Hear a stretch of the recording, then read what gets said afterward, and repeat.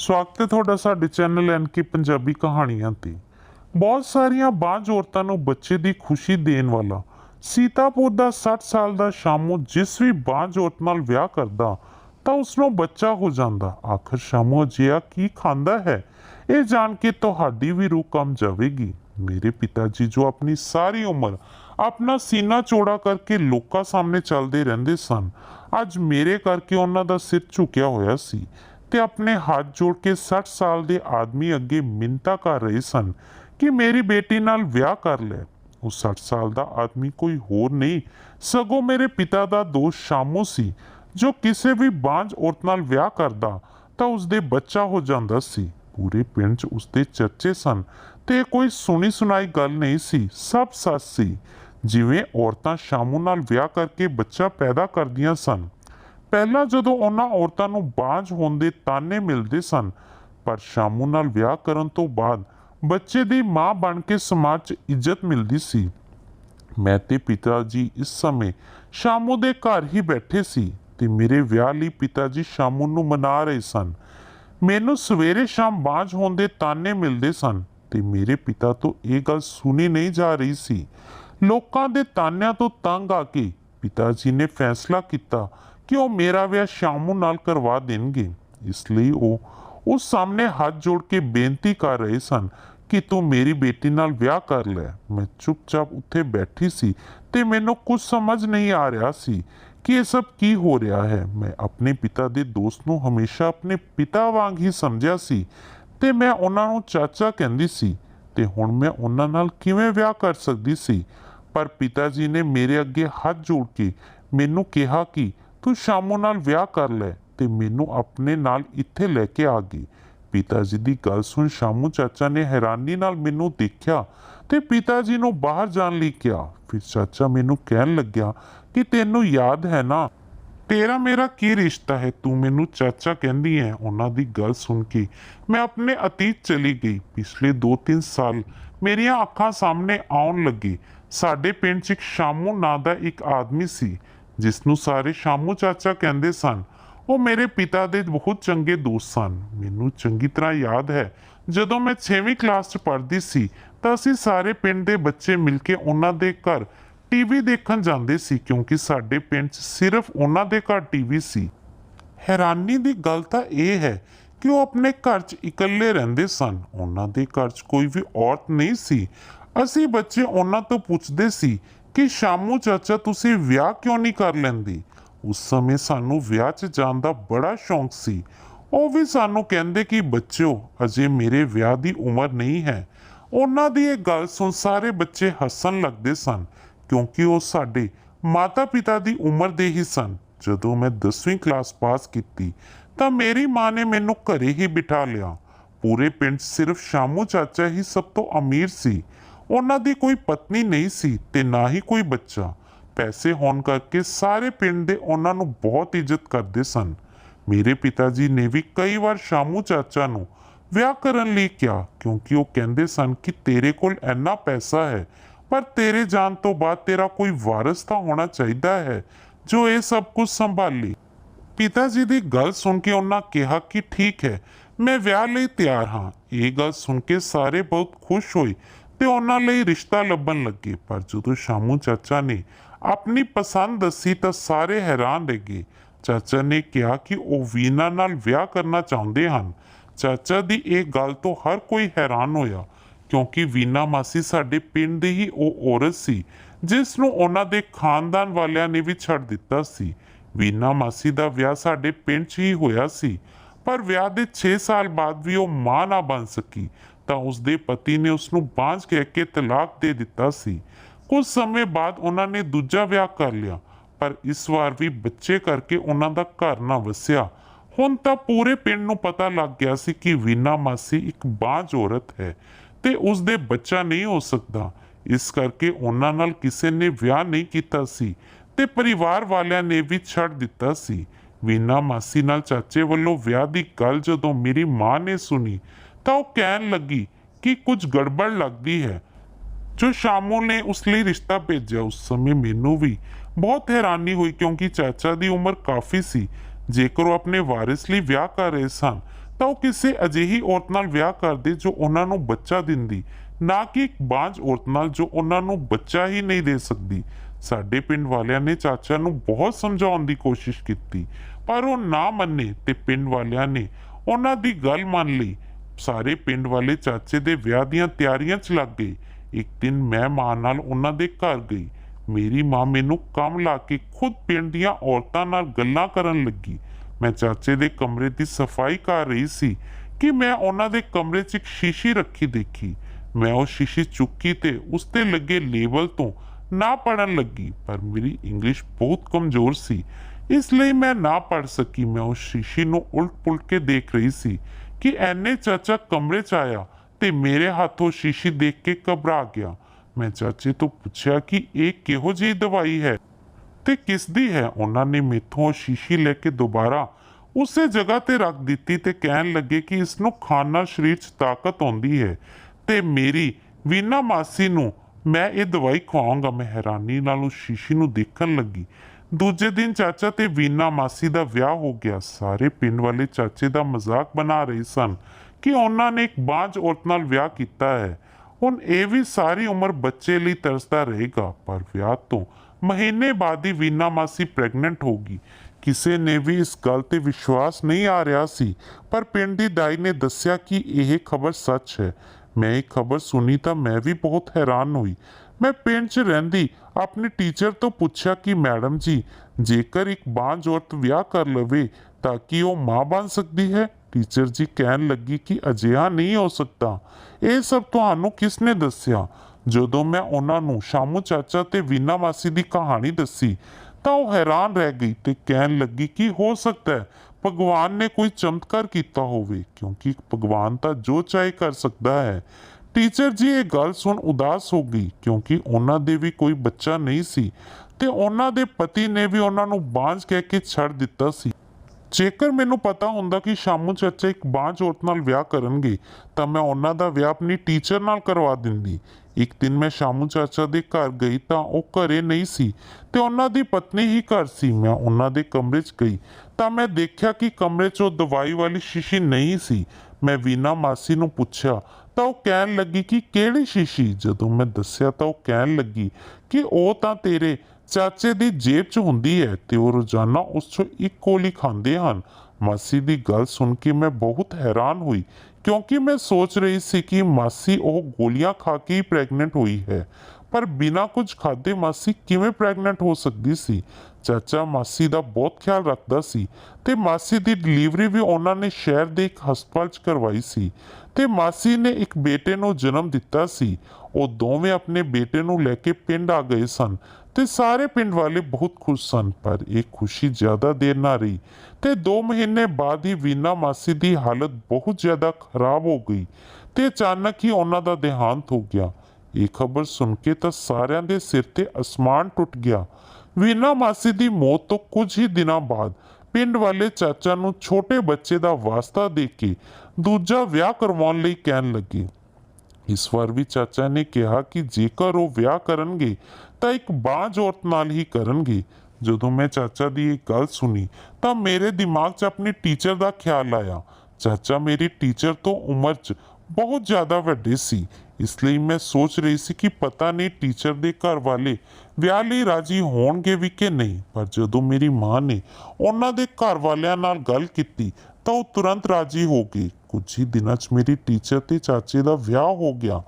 ਕਿਸੇ ਨੂੰ ਵੀ ਉਮੀਦ ਨਹੀਂ ਸੀ ਕਿ ਫਿਰ ਤੋਂ ਚਾਚਾ ਨਾਲ ਵਿਆਹ ਕਰਕੇ ਇੱਕ ਬਾਂਝ ਔਰਤ ਬੱਚਾ ਪੈਦਾ ਕਰੇਗੀ, ਪਰ ਫਿਰ ਤੋਂ ਅਜਿਹਾ ਹੀ ਹੋਇਆ ਤੇ ਮੇਰੀ ਟੀਚਰ ਨੇ ਸਾਲ ਬਾਅਦ ਇੱਕ ਬਹੁਤ ਹੀ ਸੋਹਣੇ ਲੜਕੇ ਨੂੰ ਜਨਮ ਦਿੱਤਾ। ਪਰ ਉਹ ਬੱਚਾ ਨਾ ਚਾਚਾ ਤੇ ਗਿਆ ਸੀ ਤੇ ਨਾ ਹੀ ਮੇਰੀ ਟੀਚਰ ਤੇ। ਹੁਣ ਤਾਂ ਸਾਰੇ ਪਿੰਡ 'ਚ ਇਸੇ ਗੱਲ ਦੀ ਚਰਚਾ ਹੋਣ ਲੱਗੀ ਕਿ ਜ਼ਰੂਰ ਸ਼ਾਮੂ ਚਾਚੇ ਕੋਲ ਕੋਈ ਰਾਜ ਹੈ ਜਾਂ ਉਹ ਕੁਝ ਅਜਿਹੀ ਚੀਜ਼ ਖਾਂਦੇ ਹਨ ਜਿਸ ਨਾਲ ਬਾਂਝ ਔਰਤਾਂ ਵੀ ਪ੍ਰੈਗਨੈਂਟ ਹੋ ਜਾਂਦੀਆਂ ਹਨ।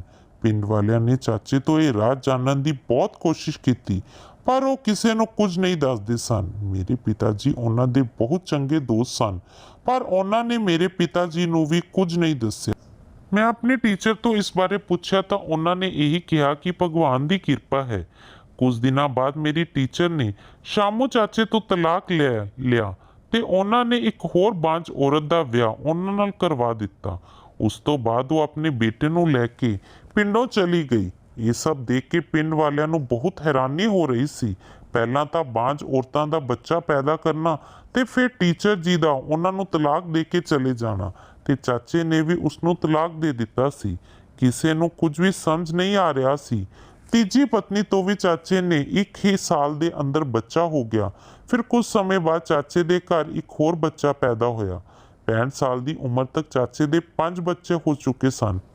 ਆਸ-ਪਾਸ ਦੇ ਪਿੰਡਾਂ 'ਚ ਇਹ ਗੱਲ ਉੱਡ ਚੁੱਕੀ ਸੀ ਕਿ ਜੋ ਬਾਂਝ ਔਰਤ ਹੋਵੇ ਉਹ ਚਾਚੇ ਨਾਲ ਵਿਆਹ ਕਰ ਲਵੇ ਤਾਂ ਉਸ ਨੂੰ ਔਲਾਦ ਪੈਦਾ ਹੋ ਜਾਵੇਗੀ। ਹੁਣ ਮੇਰੀ ਉਮਰ ਵੀ ਵਿਆਹ ਦੀ ਹੋ ਗਈ ਸੀ।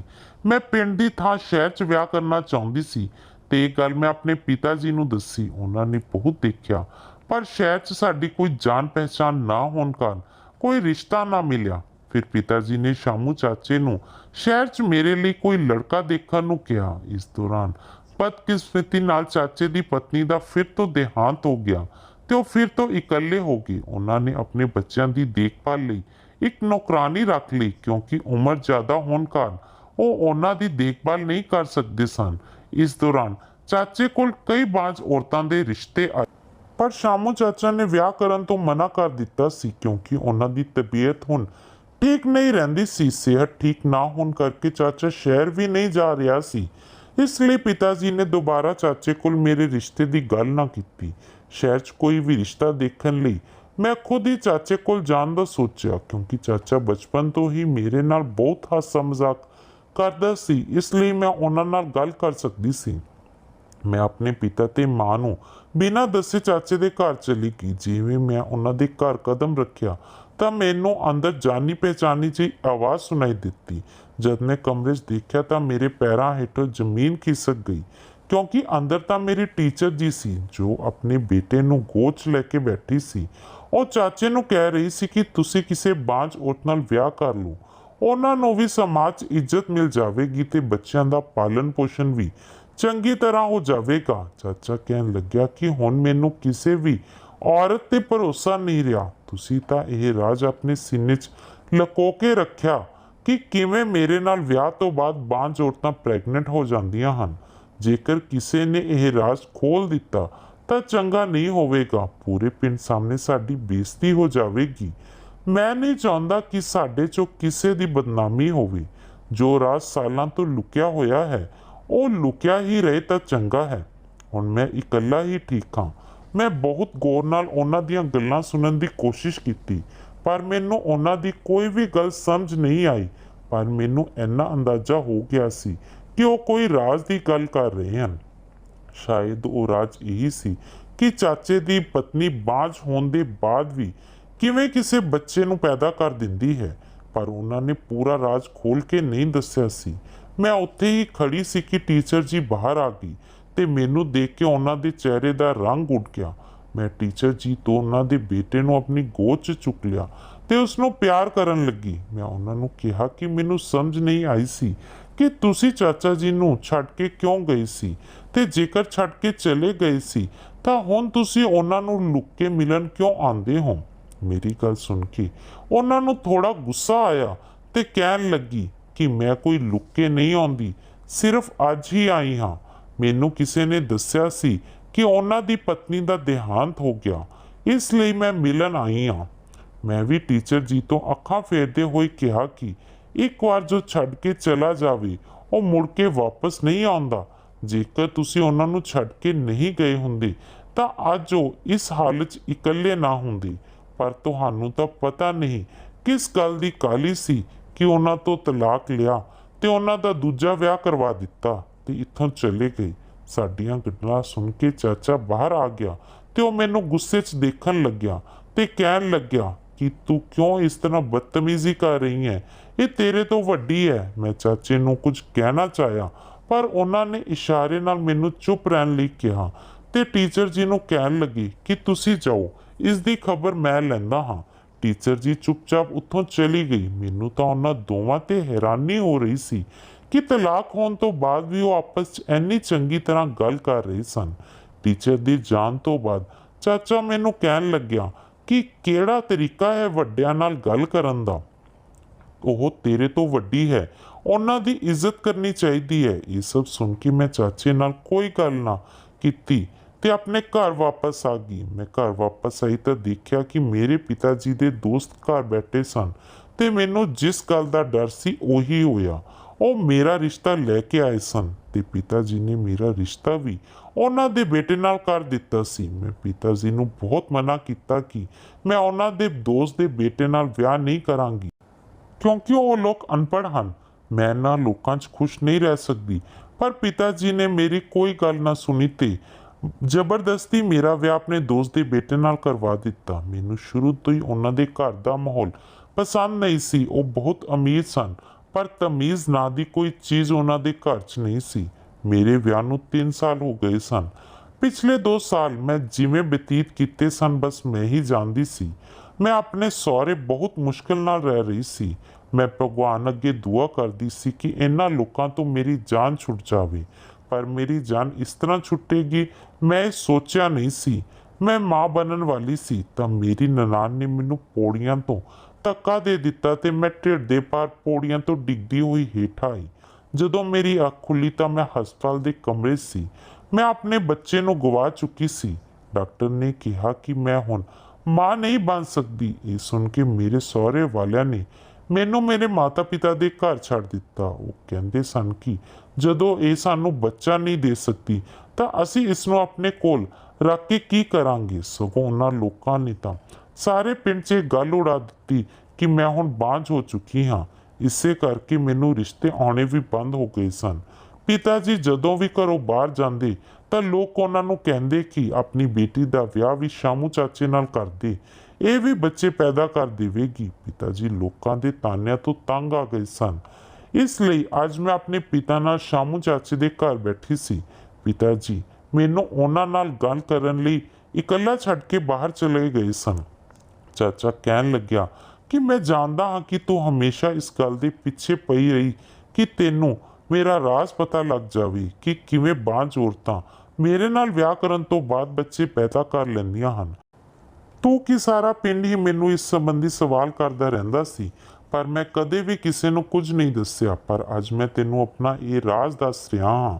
ਜਦੋਂ ਮੈਂ 25 ਸਾਲਾਂ ਦਾ ਸੀ ਤਾਂ ਉਦੋਂ ਮੈਂ ਬਿਮਾਰ ਹੋਇਆ ਤੇ ਡਾਕਟਰ ਕੋਲ ਹਸਪਤਾਲ ਗਿਆ ਤਾਂ ਉਸਨੇ ਮੇਰਾ ਚੈੱਕਅਪ ਕਰਨ ਤੋਂ ਬਾਅਦ ਦੱਸਿਆ ਕਿ ਮੈਨੂੰ ਬਚਪਨ ਤੋਂ ਹੀ ਬਿਮਾਰੀ ਸੀ, ਪਰ ਕਿਸੇ ਨੇ ਇਸ ਗੱਲ ਨੂੰ ਨੋਟ ਨਹੀਂ ਕੀਤਾ ਤੇ ਵੱਧਦੇ ਮੇਰੀ ਬਿਮਾਰੀ ਇੰਨੀ ਵੱਧ ਗਈ ਕਿ ਡਾਕਟਰ ਨੂੰ ਮੇਰਾ ਆਪਰੇਸ਼ਨ ਕਰਨਾ ਪਿਆ। ਆਪਰੇਸ਼ਨ ਤੋਂ ਬਾਅਦ ਡਾਕਟਰ ਨੇ ਮੈਨੂੰ ਦੱਸਿਆ ਕਿ ਮੈਂ ਹੁਣ ਕਦੇ ਵੀ ਪਿਤਾ ਨਹੀਂ ਬਣ ਸਕਦਾ। ਪੂਰੇ ਖਾਨਦਾਨ 'ਚ ਇਹ ਗੱਲ ਫੈਲ ਗਈ। ਮੇਰੇ ਖਾਨਦਾਨ ਦੇ ਹੀ ਲੋਕ ਮੈਨੂੰ ਅਜੀਬ ਜਿਹੀਆਂ ਨਜ਼ਰਾਂ ਨਾਲ ਦੇਖਦੇ ਸਨ ਤੇ ਮੈਨੂੰ ਤਾਨੇ ਮਾਰਦੇ ਸਨ ਤੇ ਕੋਈ ਮੇਰੇ ਤੇ ਤਰਸ ਖਾਂਦਾ ਸੀ। ਮੇਰੀ ਮੰਗਣੀ ਟੁੱਟ ਗਈ ਸੀ। ਮੇਰੇ ਛੋਟੇ ਭਰਾਵਾਂ ਦਾ ਵੀ ਵਿਆਹ ਹੋ ਗਿਆ ਸੀ ਤੇ ਸਾਰੇ ਆਪਣੀ ਆਪਣੀ ਜ਼ਿੰਦਗੀ 'ਚ ਮਗਨ ਹੋ ਗਏ ਸਨ। ਮੇਰੇ ਮਾਤਾ ਪਿਤਾ ਦੇ ਦੇਹਾਂਤ ਤੋਂ ਬਾਅਦ ਮੇਰੇ ਪਰਿਵਾਰ 'ਚ ਕਿਸੇ ਨੂੰ ਵੀ ਮੇਰੀ ਲੋੜ ਨਹੀਂ ਸੀ। ਇਸ ਲਈ ਮੈਂ ਆਪਣਾ ਘਰ ਛੱਡ ਕੇ ਇਸ ਪਿੰਡ 'ਚ ਆ ਗਿਆ। ਹੁਣ ਮੈਂ ਕਿਸੇ ਨਾਲ ਵਿਆਹ ਤਾਂ ਨਹੀਂ ਕਰ ਸਕਦਾ ਸੀ, ਇਸ ਲਈ ਮੈਂ ਕੰਮ ਕਰਨਾ ਸ਼ੁਰੂ ਕੀਤਾ। ਮੈਂ ਦਿਨ ਰਾਤ ਮਿਹਨਤ ਕਰਕੇ ਇੰਨੇ ਪੈਸੇ ਕਮਾਏ ਕਿ ਲੋਕ ਮੇਰੀ ਬਹੁਤ ਜ਼ਿਆਦਾ ਇੱਜ਼ਤ ਕਰਨ ਲੱਗੇ। ਇੱਥੇ ਮੇਰੀ ਕੁਝ ਲੋਕਾਂ ਨਾਲ ਦੋਸਤੀ ਹੋ ਗਈ ਤੇ ਮੇਰੀ ਜ਼ਿੰਦਗੀ ਚੰਗੀ ਲੰਘਣ ਲੱਗੀ। ਮੇਰੇ ਦੋਸਤ ਵੀ ਮੈਨੂੰ ਵਿਆਹ ਕਰਨ ਲਈ ਕਹਿੰਦੇ ਸਨ। ਮੈਂ ਜਾਣਦਾ ਸੀ ਕਿ ਕੋਈ ਵੀ ਔਰਤ ਮੇਰਾ ਸੱਚ ਜਾਣਨ ਤੋਂ ਬਾਅਦ ਮੇਰੇ ਨਾਲ ਵਿਆਹ ਨਹੀਂ ਕਰੇਗੀ। ਹਰ ਔਰਤ ਦੀ ਇੱਛਾ ਹੁੰਦੀ ਹੈ ਕਿ ਉਹ ਮਾਂ ਬਣੇ। ਜਦੋਂ ਮੈਂ ਇੱਕ ਔਰਤ ਨੂੰ ਮਾਂ ਬਣਨ ਦਾ ਸੁੱਖ ਨਹੀਂ ਦੇ ਸਕਦਾ ਸੀ ਤਾਂ ਉਸ ਨਾਲ ਵਿਆਹ ਵੀ ਨਹੀਂ ਕਰ ਸਕਦਾ ਸੀ। ਇਸ ਲਈ ਮੈਂ ਸੋਚਿਆ ਕਿ ਮੈਂ ਪੂਰੀ ਜ਼ਿੰਦਗੀ ਇਕੱਲਾ ਹੀ ਰਹਾਂਗਾ। ਮੈਂ ਆਪਣੇ ਦੋਸਤਾਂ ਨੂੰ ਇਹ ਗੱਲ ਕਿਵੇਂ ਦੱਸਦਾ? ਇਸ ਲਈ ਮੈਂ ਉਹਨਾਂ ਨੂੰ ਕੋਈ ਨਾ ਕੋਈ ਬਹਾਨਾ ਲਾ ਦਿੰਦਾ ਸੀ। ਮੈਨੂੰ ਵੀਨਾ ਨੂੰ ਦੇਖ ਕੇ ਬਹੁਤ ਦੁੱਖ ਹੁੰਦਾ ਸੀ। ਉਹ ਵਿਚਾਰੀ ਵੀ ਮੇਰੇ ਵਾਂਗ ਬਾਂਝਪਨ ਦੇ ਤਾਨੇ ਸੁਣਦੀ ਸੀ। ਮੈਨੂੰ ਉਸ ਦਾ ਦੁੱਖ ਬਿਲਕੁਲ ਆਪਣੇ ਵਰਗਾ ਲੱਗਦਾ ਸੀ। ਉਸ ਵਿਚਾਰੀ ਨੂੰ ਵੀ ਆਪਣੇ ਪਰਿਵਾਰ ਵਾਲਿਆਂ ਨੇ ਛੱਡ ਦਿੱਤਾ ਸੀ, ਜਿਵੇਂ ਮੈਨੂੰ ਮੇਰੇ ਪਰਿਵਾਰ ਵਾਲਿਆਂ ਨੇ ਛੱਡ ਦਿੱਤਾ ਸੀ। ਜਦੋਂ ਮੈਨੂੰ ਸਾਰਿਆਂ ਨੇ ਕਿਹਾ ਕਿ ਮੈਂ ਇੰਨੀ ਦੌਲਤ ਕਿਸ ਲਈ ਛੱਡ ਕੇ ਜਾਵਾਂਗਾ ਤਾਂ ਮੈਨੂੰ ਅਹਿਸਾਸ ਹੋਇਆ ਕਿ ਮੈਨੂੰ ਆਪਣੀ ਦੌਲਤ ਕਿਸੇ ਦੇ ਕੰਮ ਲਾ ਦੇਣੀ ਚਾਹੀਦੀ ਹੈ। ਮੈਂ ਸੋਚਿਆ ਕਿ ਮੈਂ ਅਨਾਥ ਆਸ਼ਰਮ ਤੋਂ ਬੱਚਾ ਲੈ ਕੇ ਉਸ ਦੀ ਚੰਗੀ ਦੇਖਭਾਲ ਕਰਾਂਗਾ, ਪਰ ਮੈਂ ਇਕੱਲਾ ਬੱਚਾ ਨਹੀਂ ਪਾਲ ਸਕਦਾ ਸੀ। ਉਸ ਲਈ ਮੈਨੂੰ ਇੱਕ ਮਾਂ ਦੀ ਲੋੜ ਸੀ। ਫਿਰ ਮੇਰੇ ਦਿਮਾਗ 'ਚ ਖਿਆਲ ਆਇਆ ਤਾਂ ਮੈਂ ਵੀਨਾ ਲਈ ਰਿਸ਼ਤਾ ਭੇਜਿਆ ਤਾਂ ਉਸਨੂੰ ਸਾਰੀ ਗੱਲ ਪਹਿਲਾਂ ਹੀ ਦੱਸ ਦਿੱਤੀ ਸੀ ਕਿ ਉਸ ਵਾਂਗ ਉਹ ਵੀ ਪਿਤਾ ਨਹੀਂ ਬਣ ਸਕਦਾ। ਅਸੀਂ ਦੋਵੇਂ ਵਿਆਹ ਕਰ ਲੈਂਦੇ ਹਾਂ ਤੇ ਬੱਚਾ ਗੋਦ ਲੈ ਲਵਾਂਗੇ। ਵੀਨਾ ਨੇ ਵੀ ਇਸ ਕੰਮ ਲਈ ਹਾਂ ਕਰ ਦਿੱਤੀ ਤੇ ਅਸੀਂ ਦੋਵਾਂ ਨੇ ਵਿਆਹ ਕਰ ਲਿਆ। ਵਿਆਹ ਤੋਂ ਬਾਅਦ ਮੈਂ ਸੋਚਿਆ ਕਿ ਹੁਣ ਜੇਕਰ ਅਸੀਂ ਬੱਚਾ ਗੋਦ ਲੈਂਦੇ ਹਾਂ ਤਾਂ ਲੋਕ ਤਾਂ ਸਾਨੂੰ ਫਿਰ ਵੀ ਤਾਨੇ ਦੇਣਗੇ ਕਿ ਬਾਂਝ ਸੀ ਤੇ ਬੱਚੇ ਨੂੰ ਗੋਦ ਲੈਣਾ ਪਿਆ। ਪਿੰਡ ਵਾਲੇ ਤੇ ਇਹ ਸਮਾਜ ਸਾਨੂੰ ਉਹ ਇੱਜ਼ਤ ਨਹੀਂ ਦੇਵੇਗਾ ਤੇ ਨਾ ਹੀ ਉਹ ਇਸ ਬੱਚੇ ਨੂੰ ਸਾਡਾ ਸਕਾ ਬੱਚਾ ਮੰਨ ਕੇ ਇੱਜ਼ਤ ਦੇਣਗੇ। ਇਸ ਲਈ ਮੈਂ ਪਿੰਡ ਦੀ ਦਾਈ ਨੂੰ ਉਸ ਦੇ ਮੂੰਹ ਮੰਗੇ ਪੈਸੇ ਦਿੱਤੇ ਤੇ ਉਸ ਨੂੰ ਕਿਹਾ ਕਿ ਪੂਰੇ ਪਿੰਡ 'ਚ ਐਲਾਨ ਕਰ ਦੇ ਕਿ ਵੀਨਾ ਮਾਂ ਬਣਨ ਵਾਲੀ ਹੈ। ਉਸਨੇ ਉਵੇਂ ਹੀ ਕੀਤਾ। 9 ਮਹੀਨੇ ਬਾਅਦ ਅਸੀਂ ਡਿਲੀਵਰੀ ਦੇ ਬਹਾਨੇ ਸ਼ਹਿਰ 'ਚ ਚਲੇ ਗਏ ਤੇ ਉੱਥੋਂ ਅਨਾਥ ਆਸ਼ਰਮ 'ਚੋਂ ਇੱਕ ਬੱਚੇ ਨੂੰ ਗੋਦ ਲੈ ਕੇ ਆ ਗਈ। ਵੀਨਾ ਨੂੰ ਵੀ ਬਾਂਝਪਨ ਦੇ ਤਾਨਿਆਂ ਤੋਂ ਛੁਟਕਾਰਾ ਮਿਲ ਗਿਆ ਸੀ। ਉਹ ਮੇਰੀ ਬਹੁਤ ਜ਼ਿਆਦਾ ਅਹਿਸਾਨਮੰਦ ਸੀ, ਪਰ ਉਸ ਵਿਚਾਰੀ ਦੀ ਜ਼ਿੰਦਗੀ ਦੇ ਦਿਨ ਘੱਟ ਹੀ ਬਚੇ ਸਨ। ਉਸ ਨੂੰ ਕੈਂਸਰ ਹੋ ਗਿਆ ਤੇ ਉਹ ਇਸ ਦੁਨੀਆ ਤੋਂ ਚਲੀ ਗਈ। ਫਿਰ ਤੁਹਾਡੀ ਟੀਚਰ ਨਾਲ ਮੈਨੂੰ ਵਿਆਹ ਕਰਨਾ ਪਿਆ। ਉਹ ਵੀ ਬਹੁਤ ਚੰਗੀ ਔਰਤ ਸੀ।